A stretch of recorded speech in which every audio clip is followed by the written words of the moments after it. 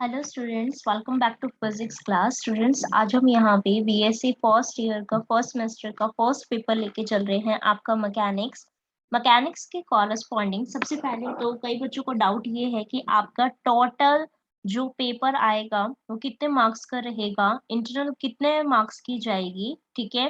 तो और ये सारा चीजें मैं एक बार आपको एक स्लाइड में बताऊंगी, ठीक है।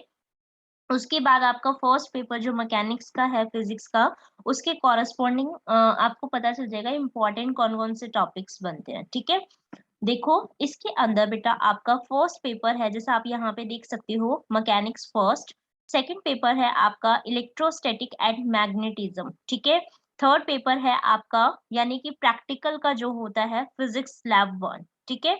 इसको फर्स्ट इसलिए कहा है इन दोनों को क्योंकि ये फर्स्ट सेमेस्टर के हैं। इसमें नेक्स्ट सेमेस्टर में भी आपका मैकेनिक्स का पार्ट रहेगा और नेक्स्ट सेमेस्टर में भी आपकी लैब रहेगी, राइट।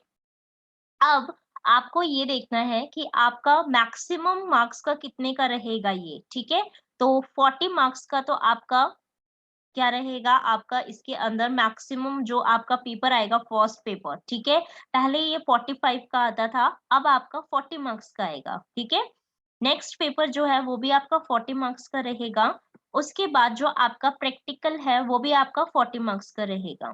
इनके अंदर आपकी इंटरनल असेसमेंट जाएगी 10 मार्क्स की, आपकी मैकेनिक्स पेपर 1 की जाएगी, 10 मार्क्स की आपकी इलेक्ट्रोस्टैटिक एंड मैग्नेटिज्म की जाएगी एंड 10 मार्क्स की आपकी फिजिक्स लैब फर्स्ट की आपकी जाएगी, ठीक है। तो ये इस तरीके से इंटरनल असेसमेंट आपकी जाएंगी इसके अंदर, जिससे आपका टोटल जो आपका फर्स्ट पेपर के कॉरस्पॉन्डिंग आपके मार्क्स रहेंगे वो आपके 50 के कॉरस्पॉन्डिंग रहेंगे। सेकंड पेपर की भी 50 एंड थर्ड जो आपकी प्रैक्टिकल है वो भी आपकी 50 ही रहेगी, ठीक है। तो यानी कि आपका ओवरऑल जो फिजिक्स का रहेगा आपका फर्स्ट सेमेस्टर का, वो 150 मार्क्स का रहेगा आपका, ठीक है। जैसा मैंने ये बताया है ऐसे ही आपका केमिस्ट्री और सारे सब्जेक्ट का भी रहेगा, ठीक है। वहां पे आपके सब्जेक्ट वाइज ये वैरी कर सकता है, ठीक है। इसलिए आप ये ना समझे कि वहां पे आपका जो पेपर होगा वो भी आपके 40 मार्क्स के ही रहेंगे। अगर आप ये चाहते हो कि जैसा मैंने यहाँ पे मार्क्स का आपको ये बना के दिया है, ऐसा ही मैं आपको केमिस्ट्री एंड मैथ्स के लिए भी बताऊं, तो आप एक बार ये कमेंट बॉक्स में मैसेज करेंगे कि मैथ्स और केमिस्ट्री के भी मैं इस तरीके से आपका मार्क्स का डिस्ट्रीब्यूशन बता दूं, तो मैं आपको वहां पे वेरीफाई क्लैरिफाई कर दूंगी सारा का सारा, ठीक है। नेक्स्ट देखो, इसके अंदर आपका फर्स्ट पेपर, इसके अंदर क्या क्या इंपॉर्टेंट टॉपिक है पहले ये बता देती हूँ, ठीक है। सबसे पहले तो जो भी आपका पेपर बनता है उसमें आपको 5 मार्क जो क्वेश्चन है, जैसे इनकी नोटिफिकेशन आई है, नोटिफिकेशन के कॉरस्पॉन्डिंग आपको 5 क्वेश्चन अटेम्प्ट करने होंगे, ठीक है। आपके पास टोटल 9 क्वेश्चन होंगे, 9 क्वेश्चन के अंदर आपको 5 क्वेश्चन अटेम्प्ट करने होंगे, राइट।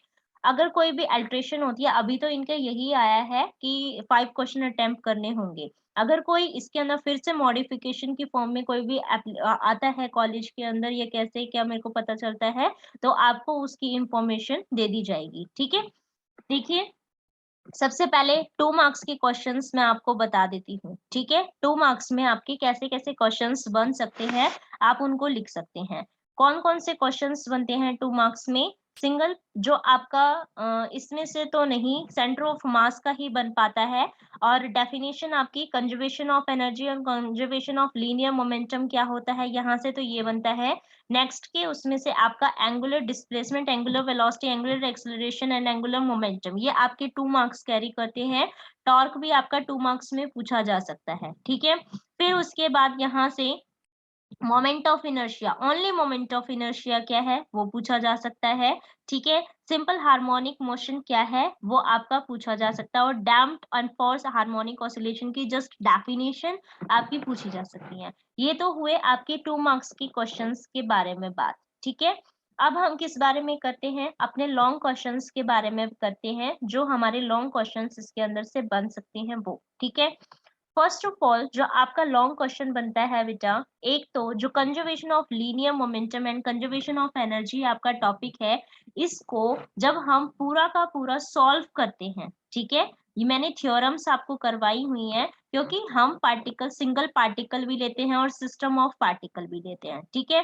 तो इसीलिए इन दोनों थ्योरम्स को आपको सिंगल पार्टिकल और सिस्टम ऑफ पार्टिकल दोनों के लिए ही करना पड़ेगा, ठीक है। इसीलिए आपको ये पूरा का पूरा कॉन्सेप्ट पूरा करना है, मैंने पूरा करवाया हुआ है, ठीक है। इसमें से आप कुछ नहीं छोड़ोगे, इंपॉर्टेंट क्वेश्चंस बता रही हूँ मैं, ठीक है। सेंटर ऑफ मास आप यहाँ पे स्किप कर सकते हो, और यहाँ पे सिंगल पार्टिकल करना है। सिंगल पार्टिकल के लिए इन दोनों के कंजर्वेशन करने हैं। फिर सिस्टम ऑफ पार्टिकल, यहाँ पे सिंगल पार्टिकल के बारे में बोल रही थी, यहाँ पे सिस्टम ऑफ पार्टिकल है, और लीनियर मोमेंटम एंड एनर्जी की कंजर्वेशन सिस्टम ऑफ पार्टिकल में कैसी होगी वो हमें करना है, ठीक है। यहाँ से तो ये आपको 4 क्वेश्चंस करने हैं। फिर यहाँ पे जो आपका क्वेश्चन बनता है बेटा, ये वैसे तो शॉर्ट शॉर्ट क्वेश्चन है, ठीक है, लेकिन वो एक पूरा का पूरा क्वेश्चन आपको दे सकता है 8 नंबर का, क्योंकि हमें 5 क्वेश्चन अटेम्प्ट करने हैं। तो 8 पंजे 40, ठीक है, यानी कि 8 नंबर का एक क्वेश्चन यहाँ पे रहेगा हमारा। तो 8 में से ये 4 हमारी टर्म्स हैं यहाँ पे, तो वो 2-2 मार्क्स में करके इन टर्म्स को दे सकता है, ठीक है। पहली बात तो ये, अदरवाइज मैंने इसको थोड़ा सा लॉन्गर फॉर्म में भी करवा रखा है आपका 1 पेज तक का, ठीक है। तो आप उसको इजीली कर सकते हो। मोस्ट प्रोबेबल तो यही है कि यहाँ से वो उसको 2 या 3 मार्क्स में ही पूछेगा, ठीक है। उसके बाद आपका कंजर्वेशन ऑफ एंगुलर मोमेंटम आपका बनता है यहाँ से, ठीक है। फिर उसके बाद आता है motion of rocket, frame of reference, non inertial frame of reference and pseudo forces. ये चारों टॉपिक्स भी करने पड़ेंगे, क्योंकि इसके अंदर आपका जो सूडो फोर्स है वो मैंने शॉर्ट नहीं करवाया, वो पूरा डेरिवेशन भी करवा रखा मैंने नॉन इनर्शियल फ्रेम को लेके, ठीक है। तो एक टॉपिक आपका यहाँ से ये बन सकता है, फ्रेम ऑफ रेफरेंस क्या होता है, क्योंकि ये पूरा ही एक है, ठीक है। ये पूरा एक क्वेश्चन बन के भी आ सकता है, फ्रेम ऑफ रेफरेंस क्या होता है, pseudo forces in non inertial frame of reference में आप इसको कैसे एक्सप्लेन करोगे वो बताओ, ठीक है। तो 8 मार्क्स का क्वेश्चन के कॉरेस्पॉन्डिंग फ्रेम ऑफ रेफरेंस बताओगे, फिर non inertial frame of reference बताओगे, सूडो फोर्स को एक्सप्लेन करोगे, जैसे मैंने आपको करवाया हुआ है, करेक्ट। इसके बाद आपको नेक्स्ट आता है इसके अंदर यूनिट थर्ड। यूनिट थर्ड के अंदर आपको theorems of parallel and perpendicular axis with proof करना पड़ेगा, ठीक है।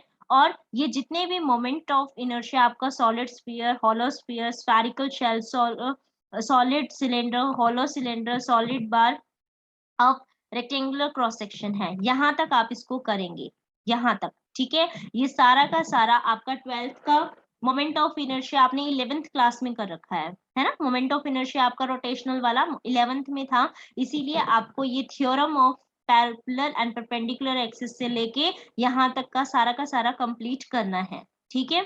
उसके बाद यहाँ पे फोर्थ जो यूनिट है आपकी, इसके अंदर जो मोस्ट इंपॉर्टेंट टॉपिक है वो damped and force harmonic oscillation है, काइनेटिक एंड पोटेंशियल एनर्जी है आपका यहाँ पे, ठीक है। सिंपल हार्मोनिक मोशन क्या है और इसकी डिफरेंशियल इक्वेशन क्या होती है और इसका सॉल्यूशन क्या है, ये तो मोस्ट इंपॉर्टेंट टॉपिक है। कौन सा? सिंपल हार्मोनिक मोशन क्या है, differential equation simple harmonic motion की क्या बनेगी, और उसके सॉल्यूशंस कैसे फाइंड आउट करेंगे। और मैंने आपको इनके सॉल्यूशन की हेल्प से ही काइनेटिक एंड पोटेंशियल एनर्जी को भी कैलकुलेट करवाना सिखाया है, तो आप वहां से उसको भी करेंगे, ठीक है। Damped and force harmonic oscillation का टॉपिक भी मैंने कवर किया हुआ है आपका, ठीक है, करवाया हुआ है ना। तो आप वहां से क्या करेंगे, इस टॉपिक को भी करेंगे। तो ये तो क्या हो गया आपका फर्स्ट पेपर मैकेनिक्स फर्स्ट के इंपॉर्टेंट टॉपिक्स थे सारे के सारे, ठीक है। नेक्स्ट के लिए हमारे पास मैं आपका जो इलेक्ट्रिसिटी एंड मैग्नेटिज्म वाला है वो वाला भी कवर करवा दूंगी, ठीक है। और केमिस्ट्री एंड मैथ्स के जो आपका पैटर्न रहेगा वो भी मैं आपको यहाँ पे शो करवा दूंगी, ठीक है। मेरे ख्याल से आपको हेल्प मिलेगी उससे, ठीक है। तो मैं आपको वो शो करवा दूंगी। Thank you for watching this video and keep sharing with your friends so that they can also know how they can attempt the paper. Okay, so share it with your friends. Thank you.